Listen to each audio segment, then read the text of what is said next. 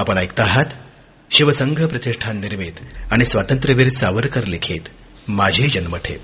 माती मराठी मोळी लावून भाळी घेऊ भरारी, हे तुला नमन गगनात घुमू दे तुझी सदा ललकारी. सारे मिळून एक होऊया, एकच आणिक एकच आमचा रंग.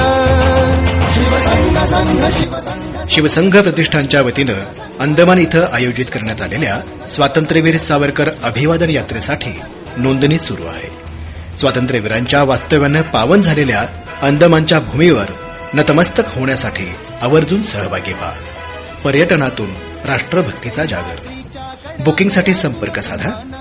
शिवसंघ प्रतिष्ठान, द्वारा silicon valley, Ketaki building, Alka टॉकीजच्या शेजारी, पुणे 30. फोन नंबर 9422 77 3503 किंवा 9420 28 5000.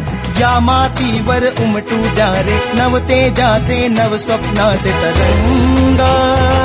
शिवसंघ संघ शिवसंघ संघ शिवसंघ संघ संघ शिवसंघ संघ शिवसंघ संघ शिवसंघ संघ संघ.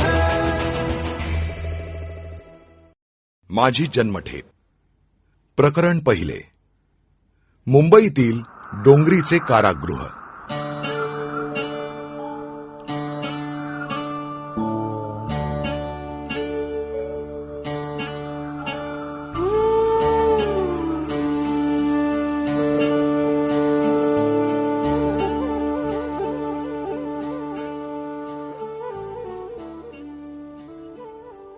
पन्नास वर्षे काळ्या पाण्याची शिक्षा तुम्हास लागू झाली आहे. हेगच्या आंतरराष्ट्रीय न्यायालयाने इंग्रजांनी तुम्हास फ्रान्सच्या हातात दिलेच पाहिजे अशी सक्ती करिता येत नाही असा निकाल दिला आहे. मला कुणीतरी सांगितले, ठीक आहे, मी हेगच्या आशेवर अवलंबून राहिलोच नव्हतो, पण मला हेगचा निकाल पाहावयास मिळेल का? ती गोष्ट माझे हातात नाही. मला तुमच्यासाठी जे शक्य ते मी करीन. तथापि ही आम्हा तिराहितासही ऐकताच विव्हल करणारी बातमी आपण ज्या धैर्याने आता ऐकून घेतलीत, ते धैर्य माझ्या सहाय्यासाठी अडून बसेल असे मला वाटत नाही. ते गृहस्थ मनापासून कळकळून म्हणाले, ही किंवा असल्या बातम्या मलाही भयंकर वाटत नाहीत असे थोडेच आहे. परंतु प्रथमच समजून उमजून या संकटास तोंड देण्याचा आम्ही निर्धार केला असल्याने मन एका प्रकारे निर्ढावून गेल्यासारखे झाले आहे. आपणही माझे स्थितीत असता तर हेच धैर्य, याच विवेकाच्या बळाने आपणही धरू शकता. आपल्या सहाय्याविषयीनी, सहानुभूतीविषयी मी आभारी आहे. इतक्यात कोणी आल्याचा आवाज झाला. ते गृहस्थ चटकन माझ्या खोली पुढून निघून दुसऱ्या दिशेने आपल्या कामास निघून गेले. मी आपल्या कोठडीत मागे सरकून उभा राहिलो. मनात 50 वर्षे हा शब्द गुंगत होता. लगेच ज्यांच्या येण्याचा आवाज झाला होता ते लोक आले. अधिकाऱ्याने माझे दार उघडून मला जेवण वाढविले. हेगच्या निकालापर्यंत मला बंदीवानाचे जेवण वा वेश देण्यात आला नव्हता. त्याप्रमाणे आजही बंदीवानाचे जेवण नव्हते. कारण कदाचित अजून सरकारी हुकूम आला नसेल. मी जेवण जेवताना हेतुपूर्वकच चांगले पदार्थ खाल्ले नाहीत. अधिकारी म्हणाला, का रावसाहेब, आज जेवत का नाही? जेवतो तर, पण असेच पदार्थ जेवतो की जे सगळ्या बंदीवानास मिळतात. कोणी सांगावे उद्या बंदीवानातच काम करण्यासाठी आम्हाला जावे लागणार नाही म्हणून. सदन्न कधी मिळेल कधी नाही, पण कदन्न मात्र नेहमीच खरे. म्हणून त्याची मैत्री करून ठेवली असता ती चिरकाल उपयोगी पडेल. मी हसून म्हणालो.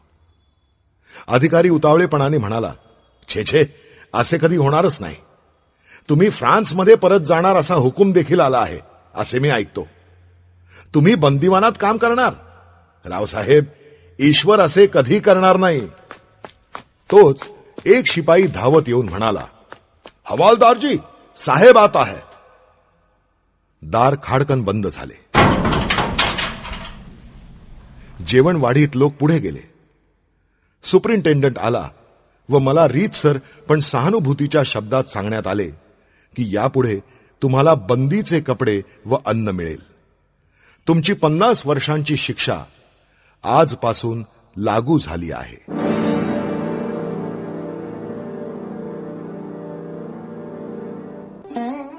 मी उठलो. माझे घरचे कपडे उतरले, बंद्याचे कपडे घेतले व अंगात घालू लागलो. मनात चर्र झाले. हे कपडे, बंदीवानाचे कपडे जे आज अंगावर चढत आहेत, ते आता पुन्हा कधीही उतरणारे नाहीत. या कपड्यातच आपले प्रेत बाहेर काढले जाणार.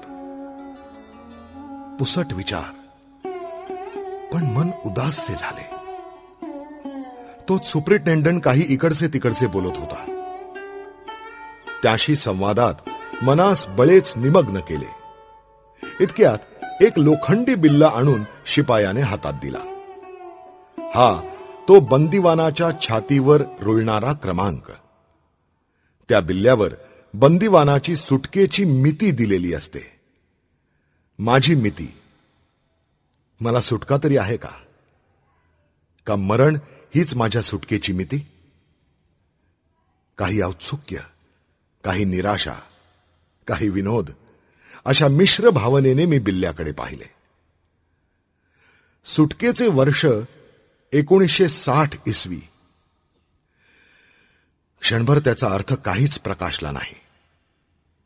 क्षण दो क्षणात त्यातील भयंकर अर्थ प्रकाशला. शिक्षा 1910व्या वर्षी व सुटका 1960व्या वर्षी.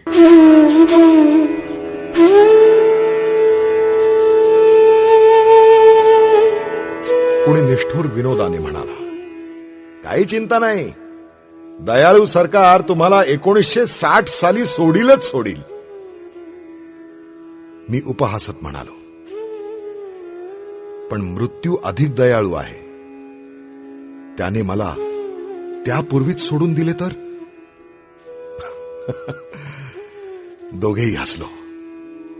तो सहज हसला, मी प्रयत्नपूर्वक हसलो. सुपरिटेंडंट आणखी काही चर्चा करून निघून गेला. मी खाली बसलो. सर्वजण निघून गेले. मी व माझी शिक्षा असे दोघेच एकटे उरलो व त्या उदास कोठडीत एकमेकांच्या तोंडास तोंड देऊन निरखू लागलो. यापुढील त्या दिवसाची कहाणी व अंतःकरणातील खळबळ आम्ही सप्तर्षी ह्या कवितेच्या पूर्वार्धात वर्णिलेली त्या पुस्तकात प्रसिद्ध झालेली आहे.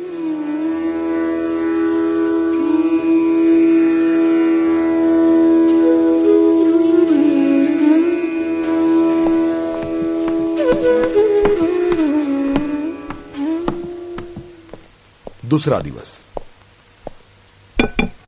आताच उजाडले. जमादार येऊन म्हणाला, जरी तुमची शिक्षा सुरू झाली आहे तरी तुम्हास पूर्वीप्रमाणेच सकाळी व्यायामासाठी खाली फिरावयास न्यावयाचे म्हणून साहेबाने सांगितले आहे. मी व्यायामास खाली उतरलो. इकडे माझ्या खोलीची कसून झडती घेण्यात आली.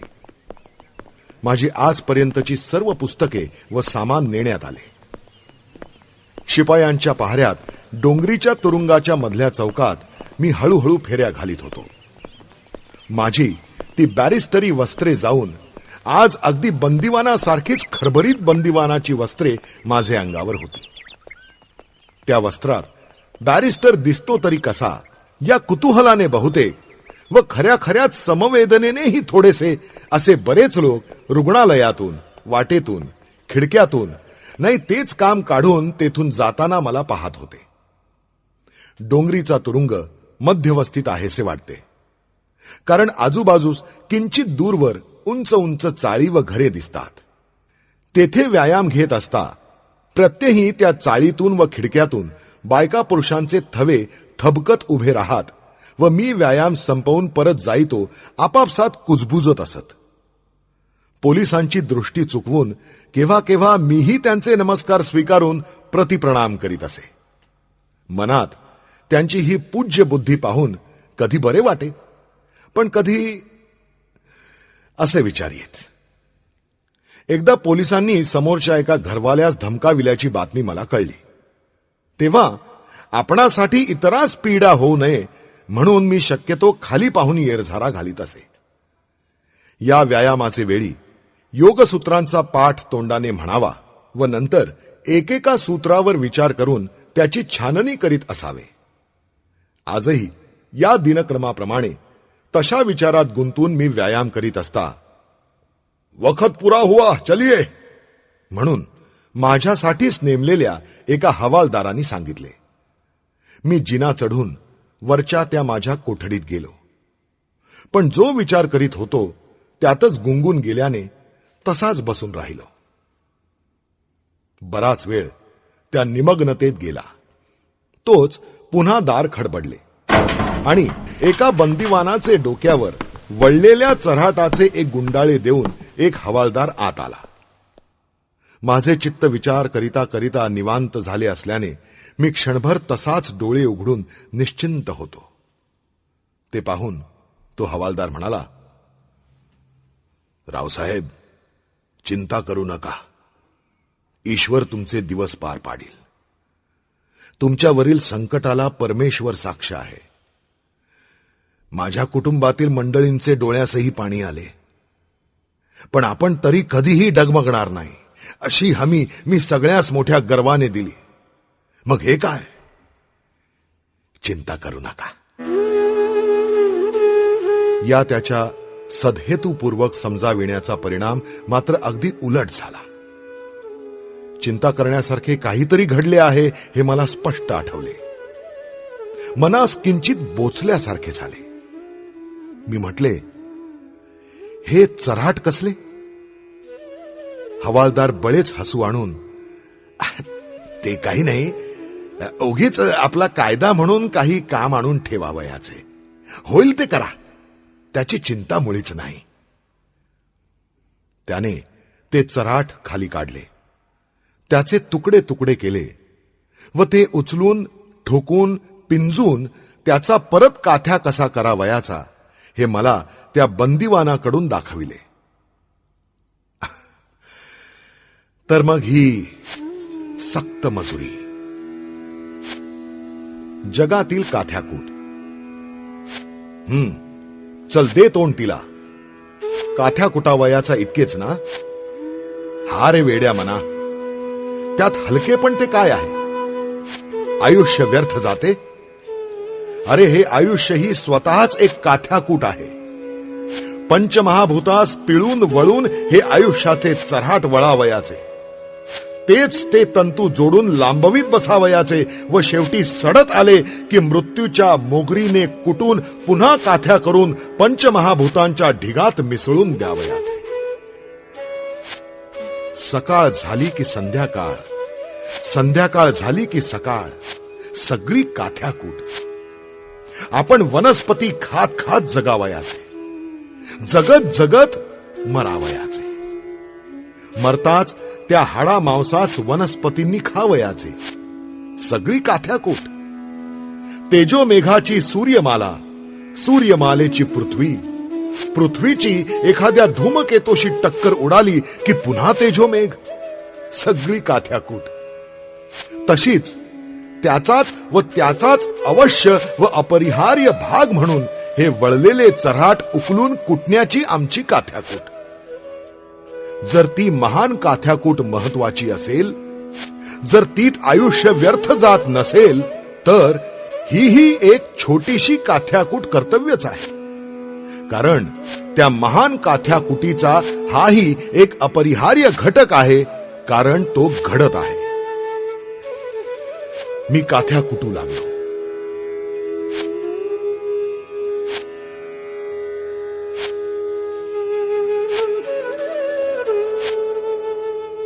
तो हवालदार व बंदिवान मला काम येते की नाही ते पाहण्याच्या निमित्ताने तेथेच उभे राहिले आणि मला करमणूक करण्यासाठी इकडच्या तिकडच्या गोष्टी बोलू लागले.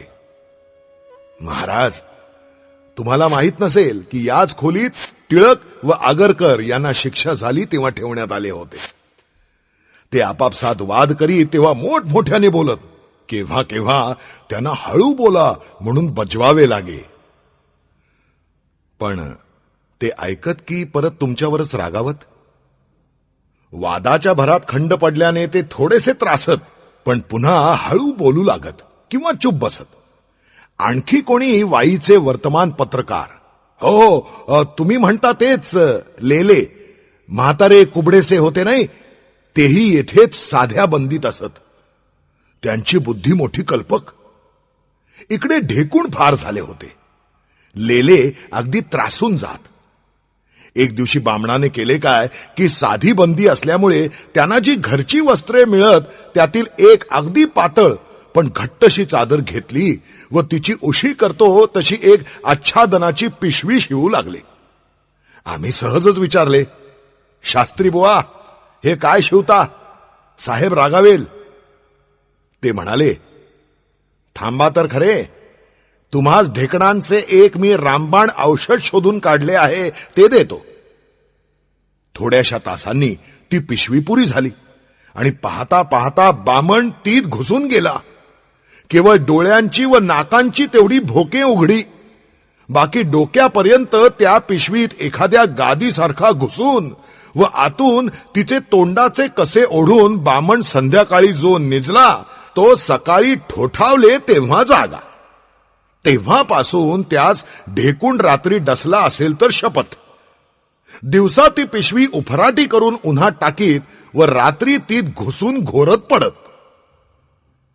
टिळक आगरकरांबरोबर येथे होते त्यानंतर पुन्हा कधी होते का? होते तर, पण त्यावेळेस त्यांचा कडक बंदोबस्त ठेवण्यात आला होता. त्याच खोलीत ते असत. एक दिवस ढेकणांनी डसून डसून रात्रभर झोप येऊ दिली नाही. मी सकाळी दार उघडले तेव्हा पाहतो तो टिळक ढेकूण मारीत बसलेले आहेत. मी म्हटले, काय रावसाहेब, बरे आहे ना? ते शांतपणे हसत म्हणाले, बरं आहे तर. केवळ जमादार काल साऱ्या रात्रभर झोप नाही.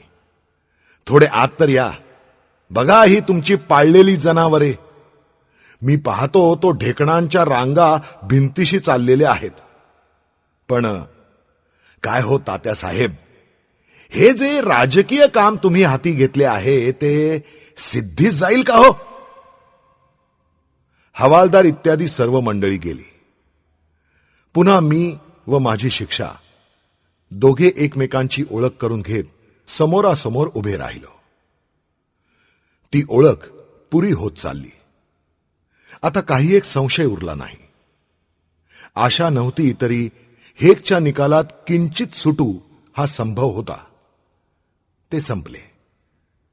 आता हे निश्चित की हा सारा जन्म अशाच कोणत्या तरी कोठडीत सडत जाणार.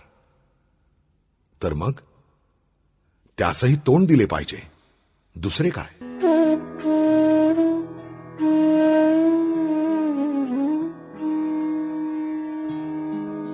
प्रतिकूल तेच बहुधा घडेल.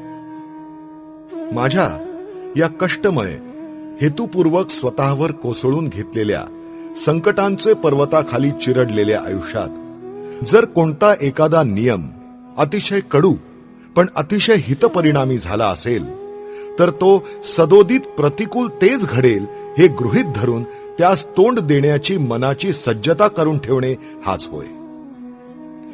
ज्यांचा ज्यांचा सर्वतोपरी असहाय अशा काळात देशात व परिस्थितीत जन्म झाला असेल आणि तरीही त्या परिस्थितीशी भयंकर झुंज खेळून तिला चीत करून तिच्या छातीवर उभे राहून कोण्या नवयुगाची कोण्या महान ध्येयाची उषा ज्यांना पहावयाची असेल त्यांना प्रतिकूल तेच बहुधा घडेल हे गृहीत धरून त्यास तोंड देऊ या नियमाचे हे हलाहल प्यायलेच पाहिजे. प्रतिकूल तेच घडणार आणि मी त्यास तोंडही देणार असा निर्धार केला असता क्वचित अनुकूल तेच घडले तर अर्थातच काही एक हानी न होता उलट तो अनुकूलाचा आनंद द्विगुणित होतो. पण अनुकूल तेच घडेल अशी आशा लालसा करीत बसले असता जर प्रतिकूल घडले आणि असहाय पिढीत जन्मलेल्यांच्या जीवनात तोच संभव अधिक, तर मात्र एकाएकी निराशेच्या कोसळणाऱ्या पहाडाखाली धैर्याचा चक्काचूर होऊन गेल्याविना सहसा राहत नाही. सिद्धीच्या मानस सरोवरावर क्रीडा करण्याचे ज्या पिढीचे भाग्य असेल ते राजहंस सुखेनैव मुक्ताफळ भोजन करून बिसतंतूंचा फराळ करोत, परंतु प्रयत्नांच्या मृत सरोवराच्या विषारी प्रदेशातून ज्या पिढीस मार्ग कंठावयाचा आहे तिने प्रतिकुलाचे लोखंडाचे चणेच खावयाची व पचवावयाची सवय ठेवली पाहिजे. भयंकर आघात. परंतु प्रतिकूल तेच घडेल हे गृहीत धरण्याची थोडी सवय व शक्ती असलेल्या माझ्या मनास मूर्छना यावी इतका भयंकर आघात एकाएकी झाला. लंडनला धरले तेव्हाच मी गृहीत धरले की अंदमानाला 25 वर्षे काढावी लागणार. मार्सेलिसला पुन्हा धरला गेलो तेव्हाच की जेव्हा सर्व शिक्षित जगत मी फ्रान्सला परत दिला जाणार म्हणून निश्चितपणे म्हणत होते, पुन्हा मी गृहीत धरले की बहुधा फाशी जावे लागणार. पण अंती त्या दोनही गृहीत निराशा खोट्या ठरून त्या दोहोंपेक्षाही एका अर्थी भयंकर अशी तिसरीच निराशा दत्त म्हणून पुढे ठाकली. 50 वर्षे शिक्षा. अशा एकांत व उदास कोठडीत एकटा 1 तास जो वाजे तो मोजीत जन्म काढावयाचा. ठीक तर मग काढूया. हेगचा निकाल होण्याचे आधीच 25 वर्षे कशी काढावयाची याचे एक मनोमय चित्र अर्थात नकाशा मनात खेचलेच होते. त्यात जे माप धरले होते तेच आता द्विगुणित करावयाचे.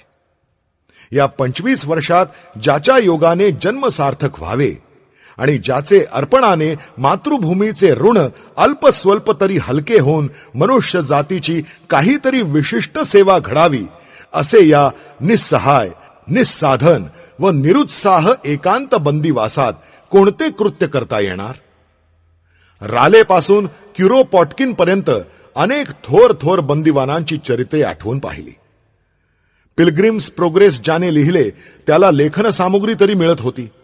मला तर पेन्सिलीचा अर्धा इंच बारीक तुकडाही ठेवण्याची चोरी. मग स्टेड सारख्या बंदिवानाप्रमाणे वर्तमानपत्रात निरुपद्रवी म्हणून समजल्या जाणाऱ्या विषयांवरही लेख लिहिण्याचे नावच नको. जवळ चिटपाखरू फिरकणे नाही म्हणून प्रचार अशक्य. कागदाचा तुकडाही ठेवणे अपराध. तेथे लेखनही असंभवच. स्वतः नुसते वाचन व ज्ञानप्राप्ती करीत राहावे तरी एक पुस्तक कधीतरी कसे तरी मिळाले तर मिळणार.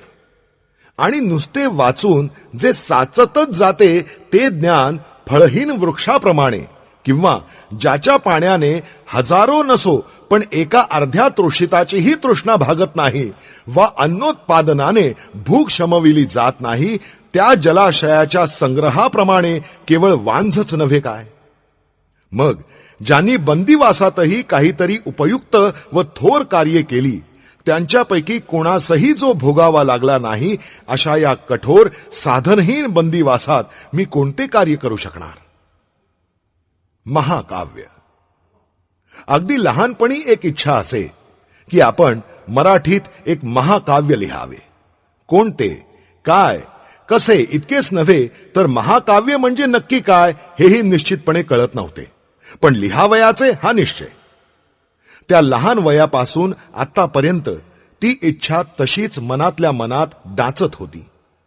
कर्मक्षेत्राच्या रणधुमाळीत जरी ती इच्छा जवळजवळ दिसेनाशी झाली होती तरी कारागृहाच्या एकांत कोठडीतील या शांततेच्या धुळीवर अंग टाकताच ती पुन्हा दृग्गोचर होऊ लागली.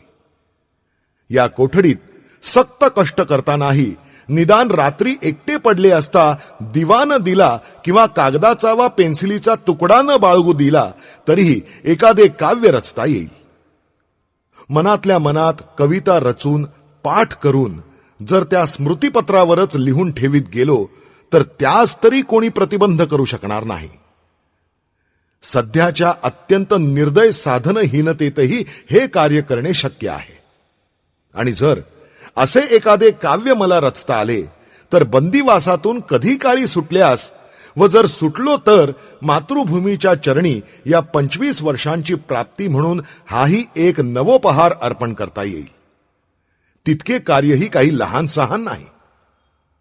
मग जोवर त्याहून महत्वाचे कोणते कार्य शक्यतेच्या कक्षेत येऊ शकत नाही तोवर हे तरी एक करूया. ठरले तर 25 वर्षात एक महाकाव्य रचावयाचे. जर हेगचा निकाल विरुद्ध गेला तर बंदिवासात हातांनी सक्त श्रमांची कामे करतानाच इतर कोणत्याही साधनांचे अभावी हे एक कार्य तरी करता येणार हे पाहून स्वभावाची कार्यपिपासा शांत झाल्यासारखी वाटली. तळमळ क्षणभर थांबली. हेगचा निकाल विरुद्ध गेला. 25 वर्षांच्या स्थळी अकल्पित भयंकर अशी 50 वर्षांची शिक्षा झाली. तरी तोच कार्यक्रम निश्चित केला. इतकेच नव्हे, पण अंगीकृत महान ध्येयाच्या सिद्धीस्तव अशा निस्सहाय व निराश स्थितीतही अद्यापि इतके तरी करता येणारच. जीवनाचे सार्थक्य करण्यासारखे काही कार्य करणे अजूनही शक्य आहेच हे पाहून औदासिन्य कमी झाले. निष्क्रिय वैफल्याच्या भयाचा भार हलका झाल्यासारखा वाटला. उतावळ्या मनाने गणनाही करून टाकली की प्रत्यही कमीत कमी 10 ते 20 कविता नव्या रचून आणि जुन्यावर आवृत्ती देऊन पाठ करण्याचा जर प्रघात ठेवला तर 1 व अर्ध लक्ष महाकाव्य रचणे संभवनीय आहे. तर मग आजच आरंभ. प्रथम श्री गुरु गोविंद सिंहाचे चरित्र गावयाचे. गोविंद सिंहाचे चरित्र. कारण गोविंद सिंह हुतात्म्यांचा मुकुटमणी होता. थोर यशाने मंडित झालेले थोर पुरुष राजप्रासादांच्या सुवर्ण कलशाप्रमाणे तेजपुंज दिसतातच. पण आज मला त्यांच्या चरित्र वर्णनाने, त्यांची ती यशोगीते गायल्याने तितकी शांती न मिळता उलट माझ्या कपाळी आलेल्या अपयशाची तीव्रता मात्र अधिक जाचू शकण्याचा संभव आहे. आज मला त्या यशाच्या राजप्रासादाच्या पायाखाली खोल दडपून गेलेल्या अपयशाच्या पायाचे चिंतन हे ध्येय आहे. म्हणून चमकोर दुर्गातून निसटताना ज्याचा संपूर्ण पराभव झालेला आहे, ज्याचे माता पत्नी पुत्र वाताहात होऊन संसाराची राख रांगोळी उडाली आहे, ज्याच्या शिष्यांनीही त्याच्यावर शपथपूर्वक ठेवलेल्या निष्ठेचे त्यागपत्र देऊन आयत्या वेळेस त्या सोडून त्या पराभवाचे व अपयशाचे खापर त्याच्याच डोक्यावर फोडलेले आहे, आणि तरीही जो सिंह ते अपयशाचे व दुःखाचे हलाहल एखाद्या रुद्रासारखा अवतार धारण करून पचविता झाला, त्या गोविंद सिंहाचे ते अपयशच आज मला गेय आहे. या माझ्या भयंकर दुःखास व अपजयास ते मेरुदंडाप्रमाणे आधार होईल. माझ्या पिढीच्या अपयशाच्या, दुःखाच्या, पराजयाच्या खोल पायावर भावी पिढ्यांचे यशप्रासाद ते उभवील. भावनांच्या मनोऱ्यांवर चढून माझे मन दूरवरची दृश्ये पाहण्यात रंगून गेले असता इकडे माझे हात ते काथ्याचे कठीण नाडे व चऱ्हाटे तोडण्यात, कुटण्यात, उकलण्यात गुंतलेले होते. प्रत्यहींच्या म्हणून ठरलेल्या 10-15 आर्या रचून झाल्या. काथ्या उलगडणेही संपले. पण हातही सोलून निघाले. फोड उठले. रक्त गळू लागले. डोंगरीच्या बंदीगृहात हेगच्या निकालानंतर किती दिवस होतो आठवत नाही. प्रातःकाळी उठावे, व्यायामासाठी फिरताना योगसूत्रे मुखोद्गत म्हणावीत, त्यावरील एकेकावर अनुक्रमे विचार करावा.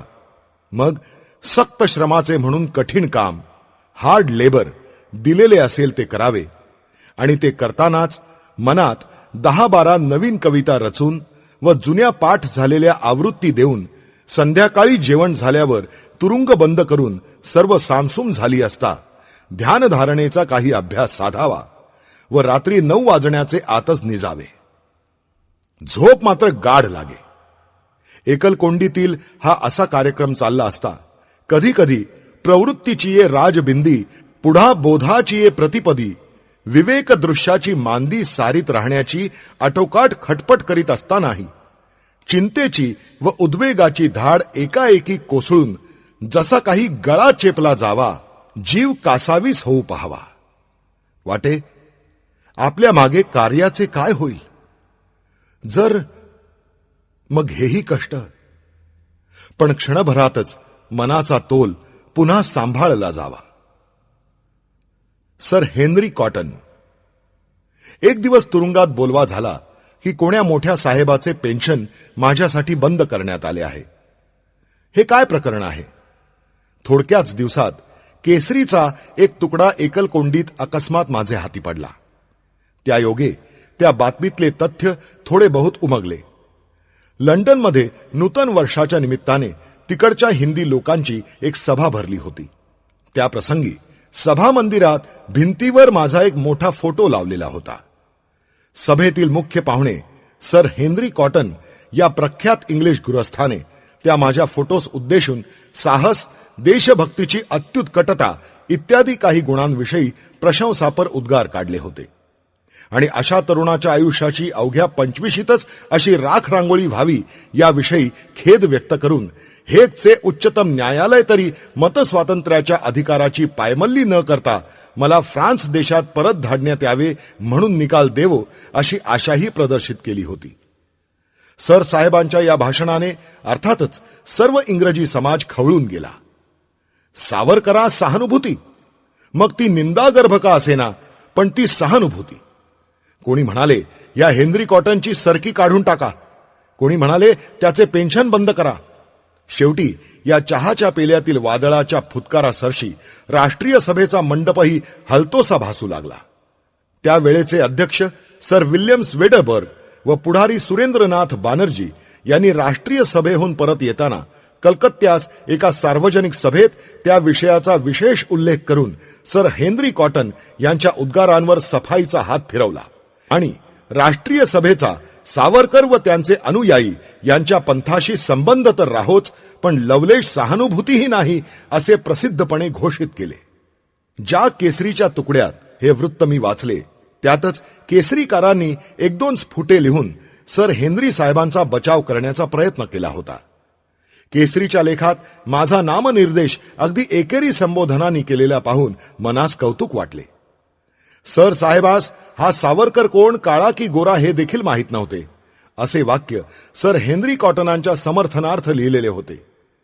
केसरी सारख्या पत्रास देखील असे लिहिणे त्या परिस्थितीत भाग पडले. परंतु त्या काळी स्वतःचे निरपराधित्व आणि शिष्टपणा प्रस्थापित करण्यास कोणत्याही राजकीय संस्थेस वा व्यक्तीस सावरकरास महान अपराधी म्हणून संबोधणे आणि त्या सावरकर नावाचा अशिष्टपणे एकेरी उपपदांनी उल्लेख करणे हे एक अमोघ साधन सापडलेले होते. इंग्लंडमध्ये एका इंग्रजी अधिकाऱ्याने आमचा गौरवपूर्वक उल्लेख करावा आणि हिंदुस्थानात आम्हास अरे तुरे वाचून धाडसी वृत्तपत्रांनाही संबोधिता येऊ नये या त्या वृत्तपत्रांकडे वा व्यक्तिविशेषांकडे दोष येत नसून त्या योगे परतंत्र देशाची कोण दैना झालेली असते, तेथे माणुसकी देखील किती महाग होते हेच काय ते निदर्शनास येते असे मला वाटले. मार्टियर की रास्कल, कोणीसे कोठडीच्या दाराच्या गजातून डोकावून बघते आहे. काय बॅरिस्टर, कसे काय, बरे आहे ना? हो, आपल्या आशीर्वादाने बरे आहे, मी म्हणालो. छे छे महाराज, तुमची योग्यता कुठे आणि माझी कुठे? कालच एका युरोपमधून आलेल्या स्नेहांशी माझे भाषण झाले. तो म्हणाला, युरोपभर सावरकरास आज एखाद्या हुतात्म्याचा मान मिळत आहे. तुमची तुलना फ्रान्स, जर्मनी इत्यादी देशातील पत्रे वुल्फटोनशी, एमेटशी, मॅझिनीशी करीत आहेत. पोर्तुगालमध्ये देखील वर्तमानपत्रे तुमचे चरित्र मिळेल तसे छापित आहेत. ते गृहस्थ तुम्हास भेटू इच्छित होते, पण मी त्यास कळविले की हे केवळ अशक्य आहे. पण निदान तुम्हास पाहण्यास तरी मिळावे म्हणून त्यांची अत्युत्कट इच्छा असल्याने ते त्या समोरच्या चाळीत उद्या तुमच्या हिंडण्याचे वेळेस उभे राहणार आहेत. आपण एकदा तिकडे बघावे. पण कालच्या मुंबईच्या या अँग्लो इंडियन पत्राने हेगच्या निकालाविषयी लिहिताना आपल्याविषयी अगदी विषारी उद्गार काढले आहेत. ते काय? अहो सांगा. स्तुती ऐकण्या इतकेच निंदा ऐकून घेणे हे कार्यकर्त्यास प्रिय नसले तरी अवश्य असते. त्या पत्रात तुम्हास शिक्षा झाली याविषयी लिहिताना मुद्दाम आनंद व्यक्त करून म्हटले आहे की the rascal has at last met with his fate. मी म्हणालो, एवढेच ना? मग ठीकच झाले. युरोपमध्ये ते मार्टियर हुतात्मा म्हणाले, हे रास्कल अधम म्हणाले. त्या दोनही आत्यंतिक निंदास्तुतीचा अनायासेच परस्पर छेद जाऊन माझे मूळचे मूल्य जसेच्या तसे अबाधित उरले. सकाळी जे खोलीचे दार बंद व्हावयाचे ते पुन्हा 10 वाजता उघडणार. ही सवय इतकी पक्की झाली की मध्यंतरी दार उघडण्याची प्रतीक्षाच नाहीशी झाली. प्रतीक्षाच नष्ट झाल्याने बंद दाराला पाहून जी अस्वस्थता प्रथम वाटे तीही बरीच कमी होत चालली. त्यातही अलीकडे काम करीत असताना वाटणाऱ्या कंटाळवाणेपणास घालविण्यास एक अचानक साधन मिळाले होते. कोठडीच्या आढ्याला एक फट असे. तिथून एक कबुतरांचे कुटुंब येऊन कौलाराचे खाली राहू लागले होते. त्यांचेकडे पाहत कसा बसा वेळ कंठीत होतो. तो दार खडबडले. भलत्याच वेळी दार खडबडले. अर्थात आपल्या बंदिवान भाग्यात काहीतरी नवीन गोष्ट लिहिली जाणार हे उघड आहे. औत्सुक्य वश होऊन वर पाहिले तो हवालदार म्हणाला, चलो साहेब बुलाता है. चला, कोणत्याही का निमित्ताने होईना पण एकल कोंडीतून बाहेर पडण्यासाठी बंदिवानाचे मन इतके उद्युक्त असते की चलो हा शब्द कानावर पडताच ताडकन तुटणाऱ्या दाव्याचा आवाज बांधलेल्या गुरांचे मनास जसा क्षणभर तरी तरारी आणतो, तसाच हाही बंदीजनांचे मनास उत्साह आणतो. मी उठलो. कशा साहेब बोलावित आहे हे विचारावेसे वाटले, पण कोणीही काही सांगितल्या विना कोणाही अधिकाऱ्यास आपणहून काही बातमी विचारावयाची नाही हा माझा प्रघात असल्याने मी काही बोललो नाही. पण तो सुशील हवालदार हळूच म्हणाला, आपली भेट आली आहेसे वाटते. पत्नीची भेट. कार्यालयात येतो तो गजाच्या खिडकीपाशी माझ्या पत्नीस घेऊन आलेला माझा वडील मेहुणा उभा असलेला मला दिसला. तुरुंगाच्या वेशात, बंदिवानाच्या दुःखद स्वरूपात, पायात जखडून ठोकलेल्या जड बेड्यास शक्य तितके सहज तोलीत आज मी प्रथमच त्यांचे पुढे उभा राहिलो.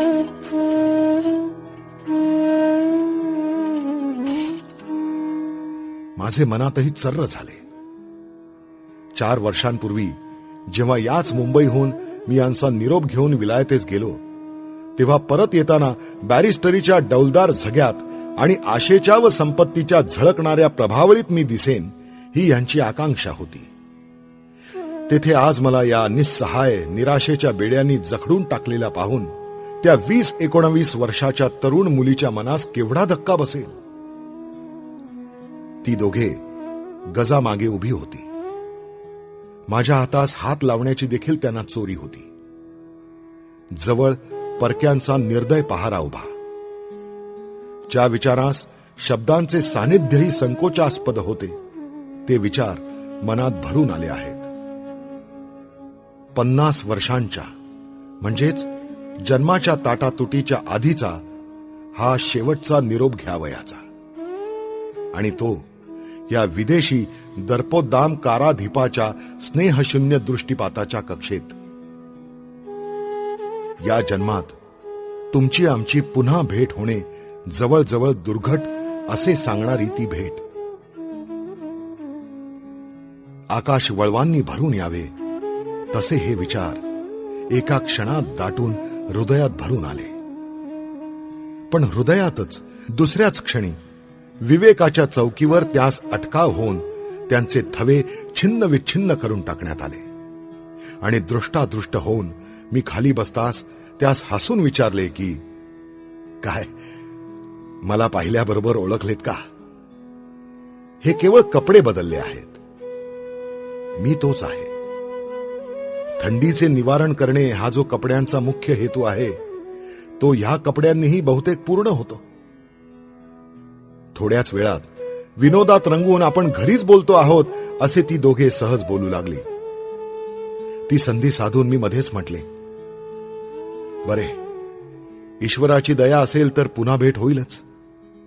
तोवर जर कधी ह्या सामान्य संसाराचा मोह होऊ लागला तर असा विचार करा की मुलामुलींची वीण वाढविणे व 4 काटक्या एकत्र करून घरटी बांधणे ह्यालाच जर संसार म्हणावयाचे असेल तर असले संसार कावळे चिमण्याही करीतच आहेत.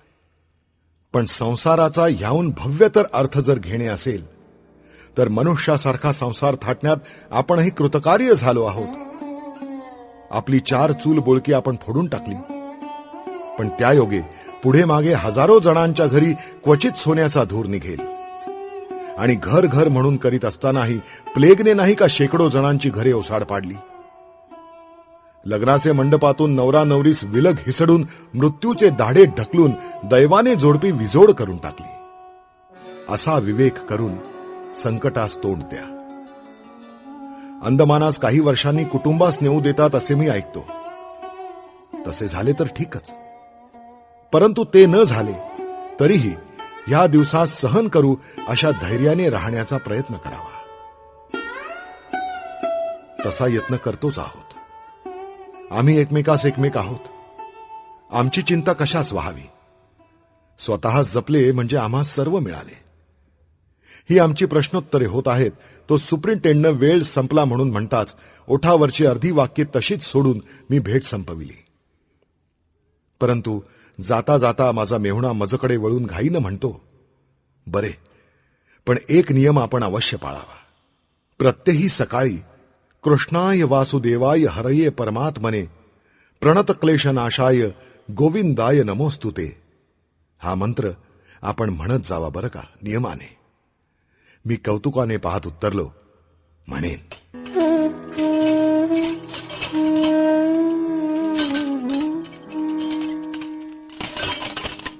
ते परतले. मागे वळून न पाहता बेडी उचलून मला तिचा काहीच भार होत नाही हे माझ्या त्या परतणाऱ्या मंडळीस दाखविण्यासाठी चालताना हेतुपूर्वक तीस सहज खळखळवीत मी तुरुंगाचे आत गेलो. पण मन, मी आताच त्यास जे शब्द उपदेशिले तेच मनात मोठमोठ्याने उच्चारित व दटावीत गुरु जसे ओढून आणून बांधून टाकावे तसे विवेकाने बांधून टाकले. शक्ती क्षीण झाल्यासारखी वाटली. कोठडीत कोंडून हवालदार परत जाताच भुईवर पडलो. तो वरच्या त्या कबुतरांची पिले केविलवाण्या स्वराने आक्रोश व तडफड करू लागलेली दिसली. त्यांची आई सकाळी साहेबांच्या बंदुकीस बळी पडली होती आणि ती नेहमीप्रमाणे चोचीत दाणे घेऊन आता येईल मग येईल अशी वाट पाहता पाहता निराश व भयभीत झाल्याने ती पिले वियोगाच्या वेदनांनी तडफडत आक्रोशत होती. हाय हाय, माझ्या वियोगाच्या वेदनांचे चित्र शक्य तितके करुण भयंकर खेचण्यासाठीच काही या कपोतांच्या पिलांच्या शोकाची पृष्ठभूमी कुण्या दुष्ट चित्रकाराने हेतुपूर्वक निवडली आहे. मनाला ताण सोसवेना. भुईवर पडल्या पडल्याच झोप लागली. तोच, उठा, अहो निजलेत काय?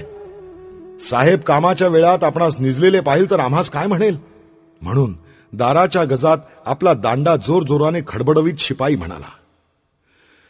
उठलो. पुन्हा तीच चऱ्हाटे, ते कुटणे, ते उलगडणे. चालली काथ्याकूट.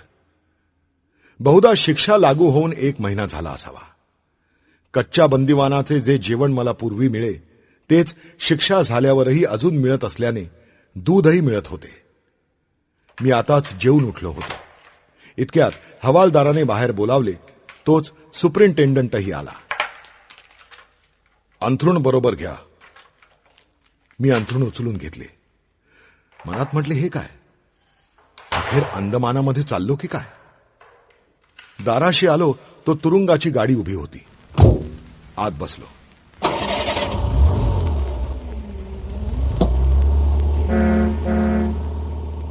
गाडी बंद झाली. इतकी की बाहेरचे काही एक दिसेना, ना दिशा ना मार्ग, केवळ खडखडणे मात्र ऐकू येत होते.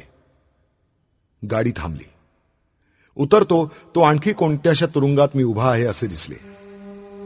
आत नवीन बंदिवान येताच जे 16 संस्कार होतात ते होऊन एकदाचा कोठडीत बंद झाल्यावर पाहतो तो डोंगरीच्या तुरुंगापेक्षाही कडक एकांतात व निर्जन स्थितीत मी बंद आहे.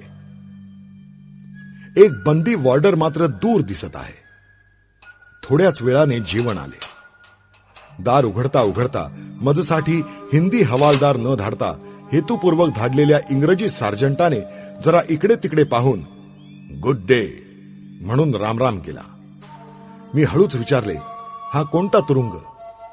त्याने बरोबरच्या हिंदी बंदिवानास कळू नये म्हणून स्पेल करून सांगितले, BYCULLA, भायखळा.